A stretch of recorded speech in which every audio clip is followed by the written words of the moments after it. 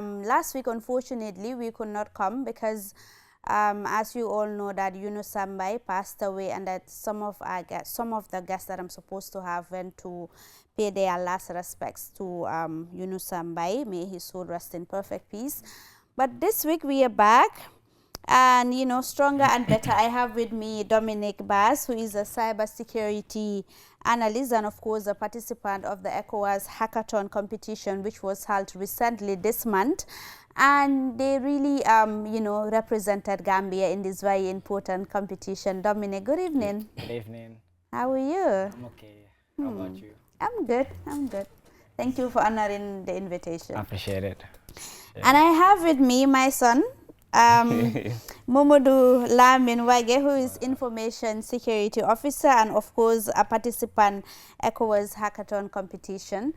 Momodu Lamin, how are you? I'm doing good. First of all, you have to agree that I'm your mom.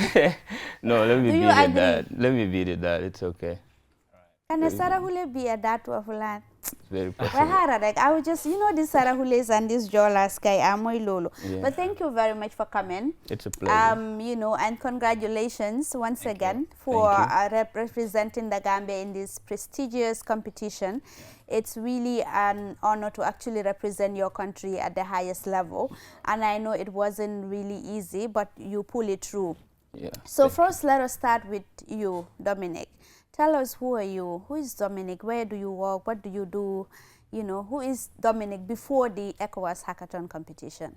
All right. So my name is Dominic Bass. I'm a cybersecurity analyst working at Nafa Financial Service. And for Dominic, I mean, how I started cybersecurity, it started since when I was 10 years old. 10? Yeah, That's 10. early. Yeah. Okay. Because the first equipment that I started using was a laptop. It wasn't a phone. Okay. I started using a phone. I started using a laptop, I mean. So since then, I started digging, making researches, making stuff, and watching what we call hacking movies. Yeah. So in 2015, there was a hacking movie called Mr. Robot. Yeah. It's a cybersecurity movie whereby he's a cybersecurity engineer. Okay. So he dig into stuff like hack machines and stuff like that. So I mean, since then, like I became curious. I wanted to be like him. So Wow. I mean, that's how it is. And that was in 2015. That was in 2015. But the passion and everything, inspiration, everything started in 20 when you were 10 years old. The passion started when I was 10 years old. Okay. But I was in high school and also I couldn't concentrate much into cybersecurity. Okay. So I have to put it aside. So when I graduated high school from Gambia Methodist Academy, that was in 2023, Right. I started digging in, and since then till now, I am into it. Into it 100%. Yeah, locked in. I like that. We see a lot of young people will tell me that, I wanted to be this, Yeah. but eventually along the road, I see myself doing something else. Sure. But I'm glad that, since you were 10 years old, you had this passion and then you maintain it, you work towards achieving it, which is good. So Momodu, Yes. talk to us, who is Momodu and how does your journey into cybersecurity, how does it start? For me, it's quite different from his own. Okay. Yeah, mine actually started after my high school.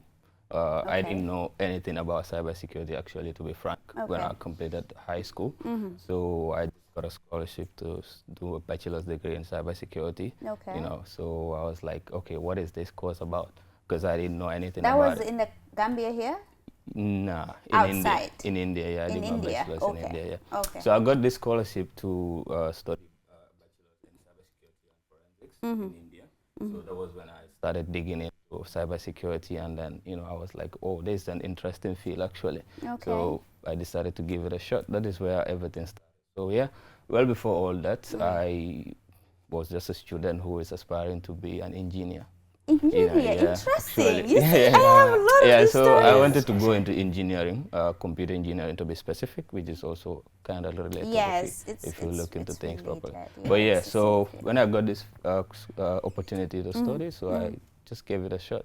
So that was how everything started. Actually, I completed my high school in Nusrat. Nusrat Senior Nusrat Secondary Senior School in Secondary School. 2021. Yeah. 2021. Yes. So which year did you it all graduate? started. 2023.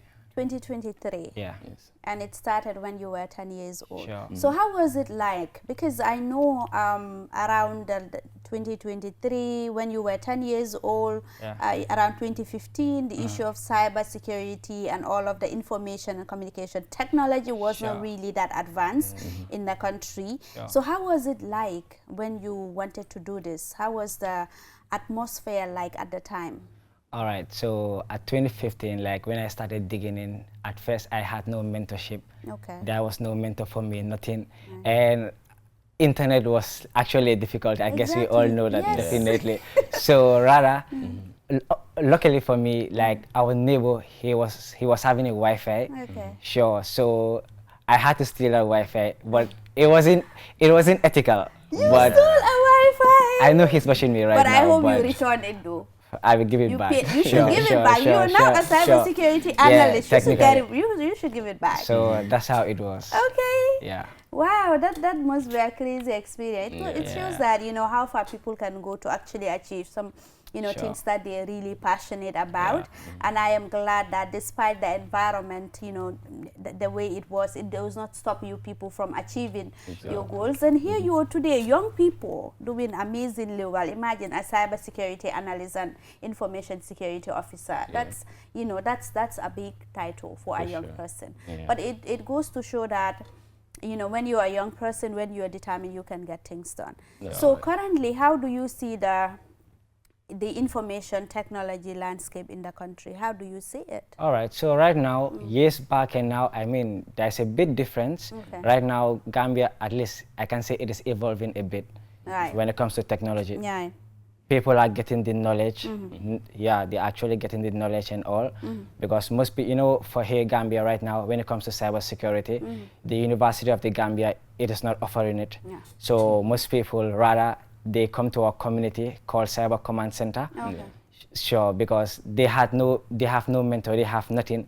Most people, they don't want to do what we call computer science. They say they just want to dig into cybersecurity to see how it is. Right. So rather that we just give them the part what they need and all. Yeah, like starting from the basics, start from scratch. That's how it is. Yeah. So, but you did mention that you have an association, Sure. Cyber Command Center. Sure. How is this center really changing the narrative and making sure that a lot of young people are involved, you know, in cybersecurity? Because now with the internet, with cyberbullying, harassment and all of that, we should all be cybersecurity experts. Sure. Yeah. Definitely.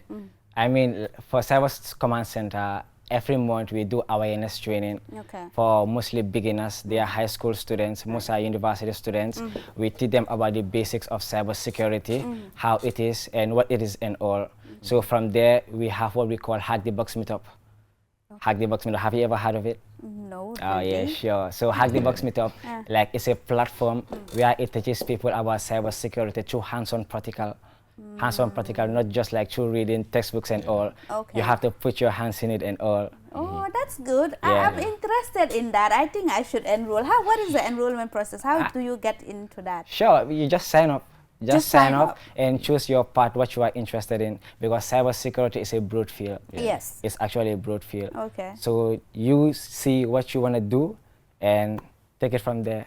And what is the fee? How is there any fee attached? All right, there's a fee attached, but most parts they are actually free. It's for free, Because and it's in the Gambia here. Or for that one, it's a platform in Europe. In Europe. Yeah. But anyone can access it. Anybody can access it. Okay. Anybody can access it. Okay. Yeah, that's how it is. So okay, man, I will start with you people. Before we head to the ECOWAS hackathon competition, like I mentioned off air, my phone was snatched. Was it week before last? You know, from the youth dialogue, or you see the young people, you see how far I can go for young people. So on my way home, so my phone got snatched here at the junction, main junction. Since then, I could not trace it. I don't know how it. Since you people are cyber expert people, you will help me trace that phone. If not, young people will organize a GoFundMe to get another phone. You see the phone I'm using? So you better help me with another phone. If not, there won't be any youth dialogue. Sure. So we'll take care of it. so let's head to the hackathon thing, the ECOWAS hackathon competition that happened this month. Yeah. Momodu, talk to us about that competition. What is it all about? Okay, for me, this was more of an eye-opener for me. Like, it was my first hackathon, and it was a big platform, ECOWAS hackathon, and every team that was there was actually representing your country. Yeah. And if you're representing your country, you surely want to make everybody proud, and then you want to win for them for sure.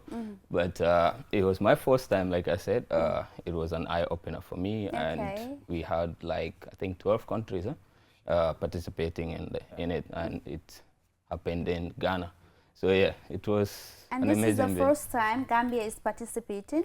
No, Gambia has been participating. Has been participating. Yeah, but this is the first time you were participating. Exactly, this is my first time. How do you become a part of this hackathon? It's a yearly competition? Sure. I think it's yearly, yeah. Okay, how do you become part of this? For me, I met this guy on LinkedIn, yeah. Dominic? Okay. Yeah, so they were already in the field, Okay. yeah. I think they've been in the field for a very long time. Okay. Like he mentioned, since he was 10 years old. So, yeah, but for me, it started when I started my bachelor's. That's where everything kick-started. Okay. While I was doing my bachelor's, it was in India. It was quite not easy, honestly, because for some of our lectures, you'll see lecturers coming into classes and speaking Hindi or Gujarati or any other language. Like, so it was what are they quite very, talking very about? hectic. So I had to kind of rebel a little bit, you know, and start skipping classes very often. So what I would do is I would just decide, oh, I'm going to stay home today, since if I go to college or You will not if I attend understand lectures, what- I don't get anything that is happening there. So I would rather just stay home and take my online courses. So yeah, there are a lot of resources online, like you mentioned. Most of them are free, some of them are paid, and you know, you could surely learn a lot of things from those things. So that is how my journey began. Yeah, so I started learning, you know, using free resources, YouTube, Hack the Box, all other platforms. So that was how it started for me. So yeah, I met him on LinkedIn. That was how everything started. I saw him. We all have the same passion. We are in the same field. So I was like, why not reach out? So yeah, I reached out to him. So that was how we started conversing. And then he was like, hey, we decided to join this ECOWAS hackathon, and we have a team. Would you mind joining us? Yeah, so that was what he said. So he invited me to the team, actually. So I was like, sure, why not? Let me give it a shot. So that was how I get into the, you know, the whole thing. But yeah, I've been playing CTFs for quite a while I was actually, you know, using free resources to learn. Yeah. So yeah, that was how it started for me. Okay. So Dominic, how about you? How Okay. did you start? Is this your first time competing? Nah, This is not the first That's time. not the Yeah. first time. Okay. What does it take to participate? All right, so this challenge happens every year. Okay.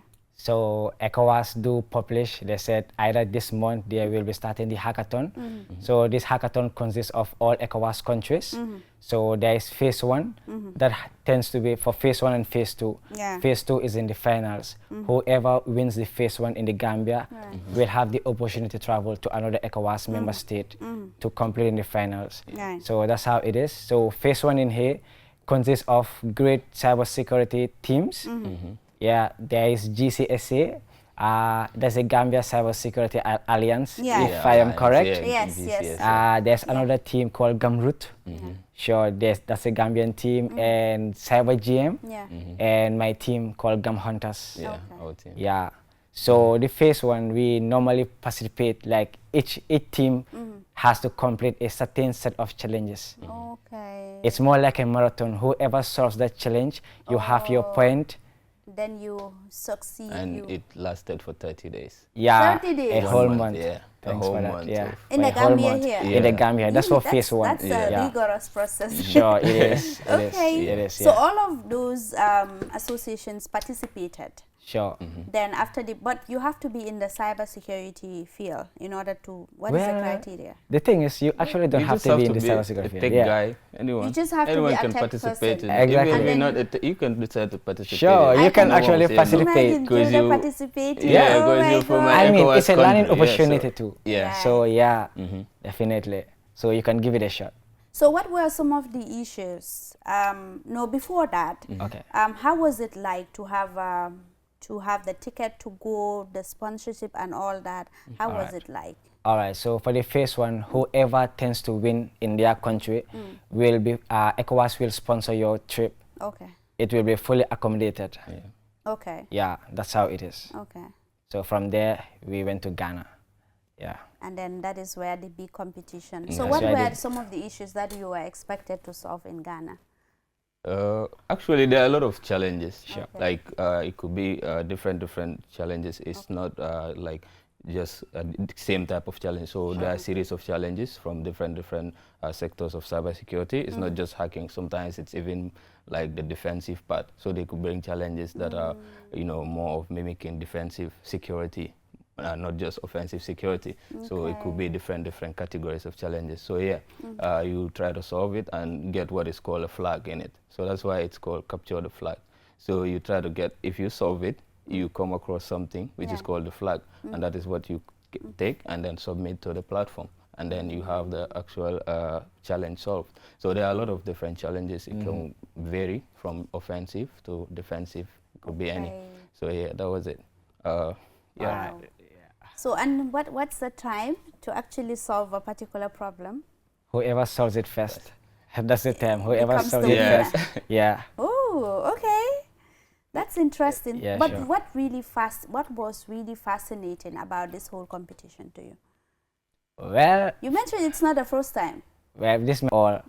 So what I will advise for the Cyber Command Center, what I always advise these kids, whenever you are using an AI, know what type of AI you are using and your ways around it. Yeah, Okay. that's how it is. So does it store your information? AI. Technically, Yes. sure. Technically, it stores everything. It and stores it can everything. say that if I type who is Jolde, it can literally It's say taking everything. all your information. So Yeah. you see, people should be careful, you know. That's why whatever Because you you think- input in the AI, you have to know it. Probably it might be a sensitive info. Yes. At the end of the day, when things turn around, it might be used against you. Exactly. If you can recall what the American FBI director used, he actually dumped some sensitive documentations into his AI, and at the end of the day, some hackers found those hacked it. stuff. Sure. But how do you, let's now talk about the security bit. Like I mentioned, there is a lot of cyberbullying online. Sure. A lot of it is happening, and a lot of people are victims of that, especially in this country. Sure. A lot of people are victims. How do young people in this country protect themselves from these hackers, this cyberbullying, harassment, and all of that? What are the basic security tools that people should use All right. to protect themselves? All right. So for a starter, I will say whatever you put on social media, you have to observe it very well. Okay. Yeah, because once it is in social media, like that's it. There's no way turning back. Yeah. So you have to look into what you post in there and all. So other stuff about this cyber attacks and all. Normally, most people, whenever they are on social media, whenever they see a link, probably it might be a phishing link. Yeah. So what I mean by a phishing link is that, like that link might be malicious. Probably whenever you click that link, and you start putting your inputs in there, it will be taking your credentials. Whatever input you make, it is taking your credentials in. Okay. And at the end of the day, it can be used against you too. And there are so many stuffs when it comes to those phishing links. It's a lot. It's a lot. Yeah, That we are unaware of.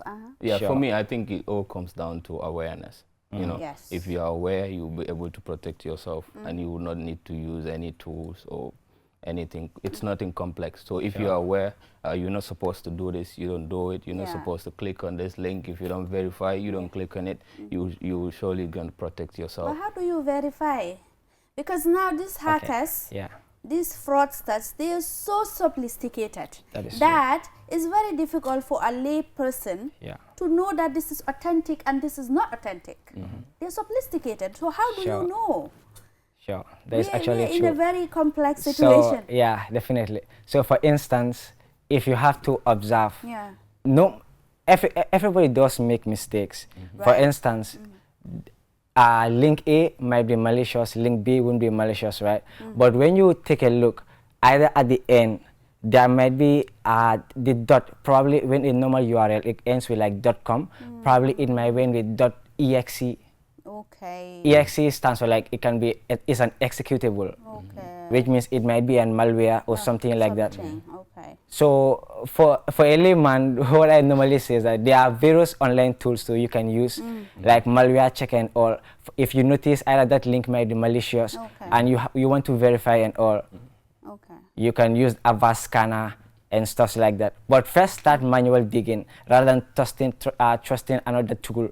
Verify on your own. When you are not certain, you can use those tools. But are there tools that you can install in your phone to help you know that, okay, this is fraud, this is, you know, hacking and all of that, will protect you, like give you an alert that, you know, this is a website that is really fraud? I mean, or it's I mean, authentic? usually these URLs, most of the times phishing attacks actually happen through emails, you know, and then emails, most of the time they have these header checkings and then they have this keyword trackings and all that. So sometimes it could just detect that this particular email that you receive might be malicious. So it will even write a warning for you. Sometimes some of the email services that you use, they might write something, a note telling you, oh, this one might be malicious. Do you trust the sender?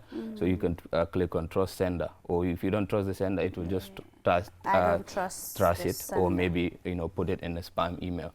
So yeah, it does those things. What about the apps that you mentioned in your phone?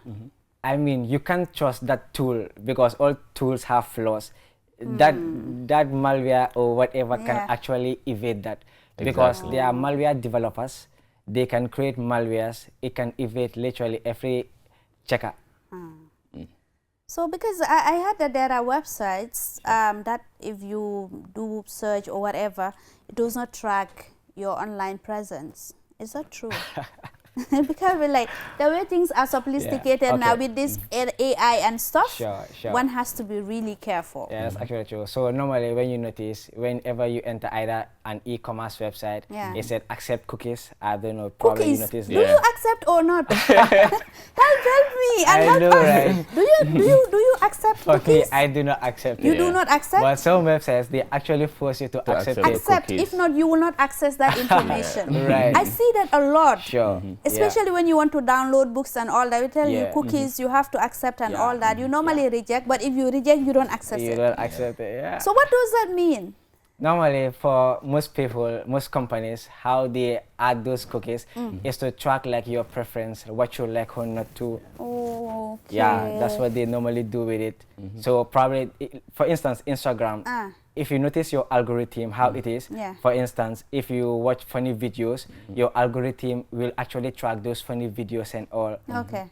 I'm pretty sure you have not read the terms and conditions when you are signing up for the Instagram account, right? Just sign. It's a lot. I mean, nobody. You just scroll. I don't think many people read that actually. You just scroll. But is it something we should be careful about? Sure. Yeah. Okay. Instagram users, be careful. Not even Instagram. I can say most social media platforms. Instagram, TikTok. Not just social media platforms, even other apps and services that you use. If you open the service for the first time, it writes terms and conditions and it just displays that to you. So if that is telling you now, these are terms and conditions. If you agree to use our app, anything that happens, if it's clearly stated in those terms and conditions, whether you read it or not, we are not going to be held accountable for it. So that is basically that. We are not safe on this online.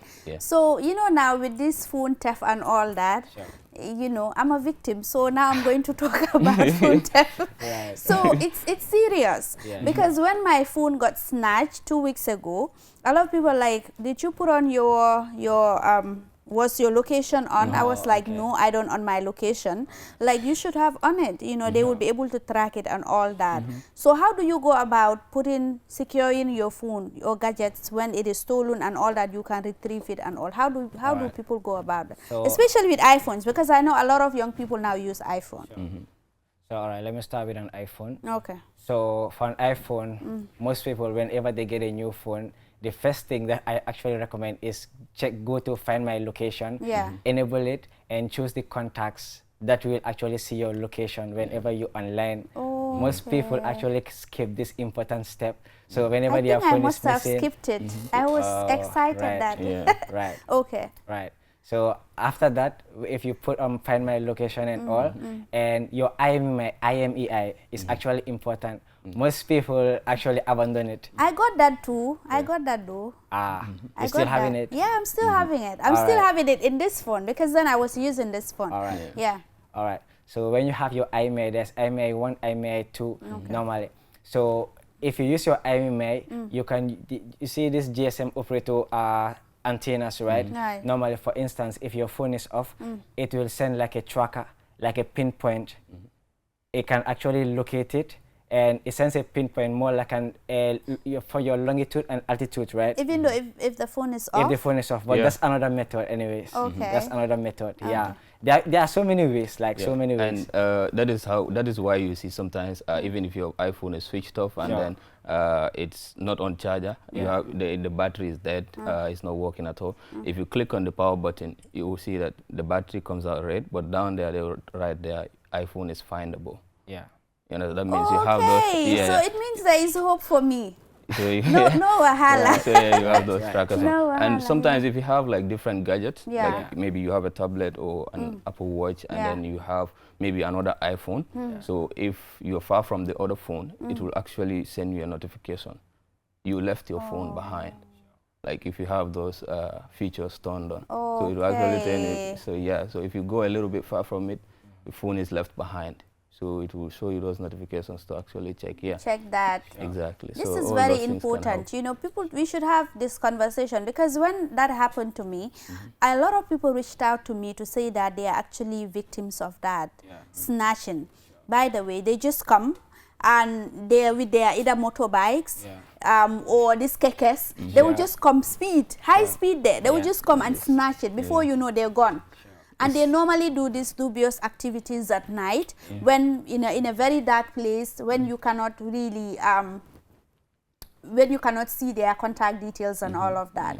So man, I was very angry at some point because I was angry and I was like, this is Nawek's fault because if there was electricity, I would have seen the car, the motorbikes details and all of that. But yeah, I think people should be really, really vigilant right now. You know, anything can happen, but you need to be security conscious, whether with your, you know, electronic devices, whether, you know, physically or whatsoever. People should be really, you know, security conscious. So what security advice would you give to people? For me, I will start with mostly what happens, which is people receiving random links from people. Or before I go to that, there is this scam that has been going on in the Gambia for quite a while. Scam? Which is, which is the Wave. There's this scam that has the Wave. Yes. Yeah, so people will try to access your Wave account and then, you know, they'll call you pretending to be in a, you know, haste or, you know, to raise fear in you, to create fear in you, and telling you, oh, I sent you a code. Can you please, you know, those kind of stuff, Can you please read the code out for me? So you give them that code, they're gone. Yeah. So your account is gone. The next minute, your money is all gone. And then, you know, for something to be done about that usually is very, very difficult. Exactly. Unless you have to contact Wave if they can actually do anything about it. Yeah. So yeah, you just need to be very, very vigilant. You need to verify everything before you actually blindly trust anything that you see. Anything that comes your way. So you need to verify it. Yeah, so. Yes, vigilance, Do you have anything to like what my our cybersecurity expert? Like what my colleague said, that's more of like social engineering. I don't know whether you might be familiar with it. Yes. Sure. You know, most people, when they hear cybersecurity, they might think it's all about using fancy tools, hacking into stuff and all.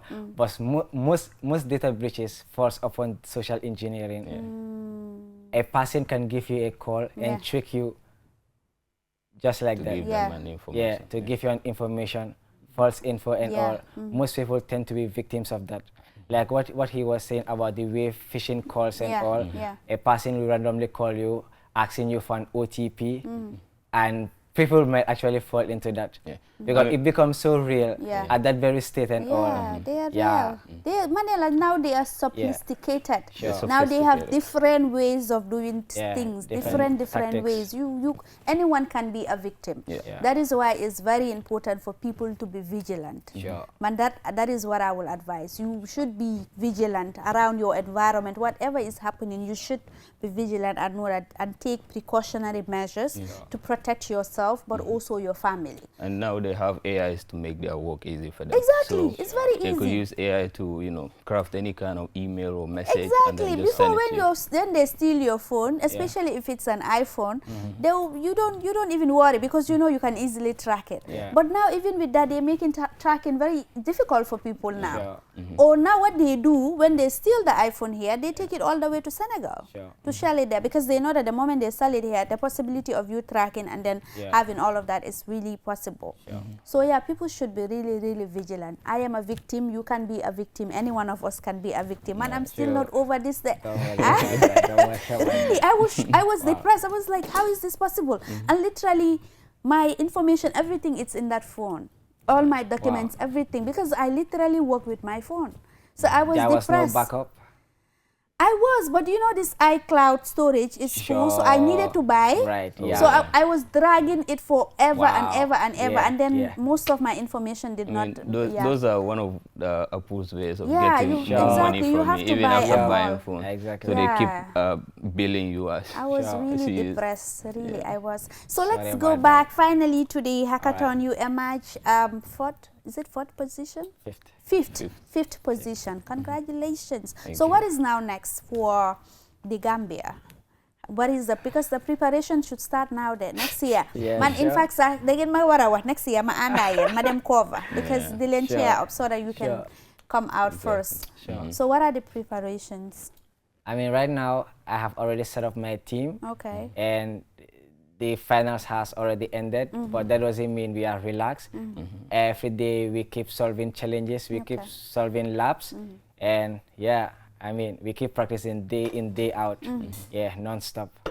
But what are the cybersecurity issues that you normally confronted with in the country? In the country, in the Yeah, Gambia here, yeah. I mean, it's a lot. For instance, we all know the network issue, right? Yes. Yeah, I mean, whenever you're solving a challenge, for instance, like a a King of the Hill, there's something called King of the Hill. Okay. That's more like an attack and defense. A person will defend a machine while I attack the machine. So the time is going. I mean, I will close to solving that challenge, and all of a sudden, now it will just suddenly black out. Or maybe Go you, off. Which or means maybe, I have yeah. actually dropped points. Oh It has my actually dropped me God. down. Or maybe your network will just decide to Decided to go Yeah. off. Yeah. It's I also mean, a challenge. Yeah. It has Or- actually affected us on phase one during the first phase before the finals. Yeah. We have actually faced those challenges. Yeah. And sometimes it's about who actually has a faster or stronger machine to deal with those things. Right. So you need So those- the equipment. You Sure. need Yeah, fast exactly. internet. You need reliable electricity to get these things done. Sure. So how is it like support when it comes to the government level? Are they forthcoming when it comes to, because I think they should embrace initiatives like this. Yeah, sure. Well, for now, we actually have no support at the moment. Yeah. Did you engage them though? No, we didn't. You did not. You should. You should. You should. Ministry of Digital Economy. Sure. You should engage them to actually come up with initiatives to actually help young people engage into cybersecurity. They'll be interested. I'm sure if you engage them, because a lot of young people are going through a lot, and you know it's through you to train people, to tell them that this is what the do's and the don'ts online, so that people can learn and know that these are some of the things that they should be cautious of. So I've been alerted that time it's but thank you very much for coming, Dominic. Thank you very much for coming, Momodu. Yeah. We really appreciate this, and I know a lot of people also learn one or two things as far as this is concerned. Be vigilant, be careful, safeguard your peace, safeguard your family, safeguard whatever it is that you have, so that you will not be a victim. Because there is a lot going on, whether online or offline. We should all be vigilant when it comes to to security issues. Thank you very much, viewers. This is all we have for you in this edition of the Youth Dialogue until we come your way next week, inshallah, for another edition of the Youth Dialogue. Until then, it's a bye from me and the rest of the team and the young people. Small phone, I'm waiting for my phone. If not, no Youth Dialogue. Bye.